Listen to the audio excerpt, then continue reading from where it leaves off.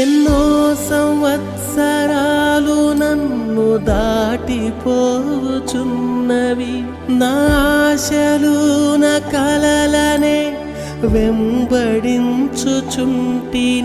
ఫలాలు లేని వృక్షము వలె ఎదిగిపోతిని, ఏనాడు కూలిపోదునో ఎరుగకుంటిని.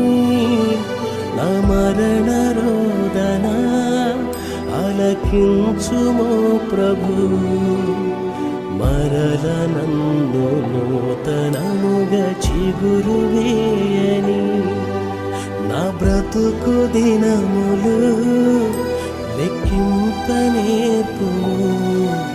దేవాయి భువిని వేడు గడియ నాకు చూపుము. ఎన్నో సంవత్సరాలు